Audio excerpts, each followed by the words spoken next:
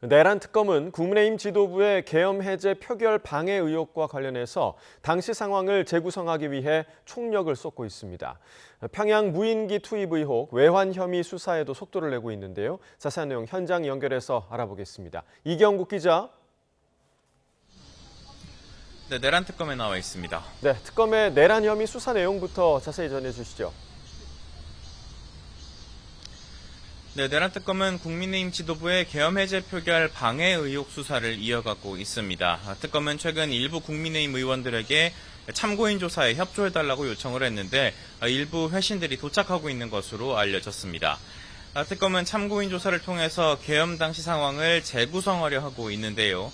참고인 조사가 어느 정도 이루어지고 나면 피고발인이자 피의자 신분인 국민의힘 추경호 전 원내대표 등에 대한 강제 수사에 나설 가능성도 점쳐지고 있습니다.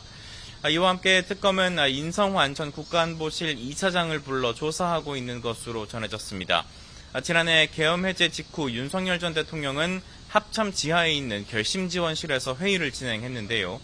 당시 회의에 배석했던 인 전 차장을 상대로 2차 계엄 시도가 있었던 거 아니냐는 의혹을 집중 조사할 것으로 예상이 됩니다. 네, 그리고 외환 혐의에 대한 수사도 이어지고 있죠. 맞습니다. 특검은 오늘 평양 무인기 투입 의혹의 핵심 피의자인 김용대 드론작전사령관을 다시 소환했습니다. 특검은 지난해 10월 군이 평양에 무인기를 투입한 것이 계엄 선포의 명분을 만들 목적은 아니었는지 조사하고 있습니다. 김 사령관은 기자들과 만나서 대통령 등이 지시해서 시작된 작전이 아니고 대통령을 만난 적도 없다고 주장을 했습니다. 김용현 전 국방부 장관이 대통령 경호처장 시절부터 관련 보고를 받았다는 의혹을 두고도 작전을 보고한 적은 없다는 게 김용대 사령관 주장입니다. 특검은 작전이 지휘 계통을 거쳐서 실행됐는지도 함께 조사하고 있는데 이를 두고는 관련자들 진술이 엇갈리고 있는 상태입니다. 특검은 오늘 조사 내용 등을 토대로 김용대 사령관에 대해서 구속영장을 다시 청구할지 검토할 것으로 보입니다.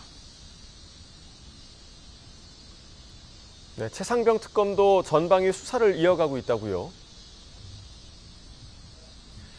맞습니다. 의혹 전반에 대한 수사 이어가고 있는데요. 일단 최상병 특검은 오늘 박행열 전 법무부 인사정보관리단장을 피의자 신분으로 소환했습니다. 이종섭 전 국방부 장관의 호주 대사 임명 과정 그리고 이 과정에서 불거졌던 해외 도피 의혹 등을 조사하기 위해서입니다.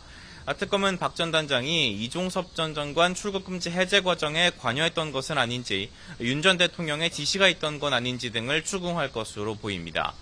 특검은 박정훈 대령 표적 수사 의혹에 대한 조사에도 집중하고 있습니다.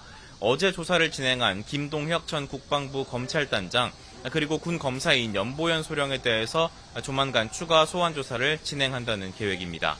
지금까지 내란 특검 사무실에서 전해드렸습니다.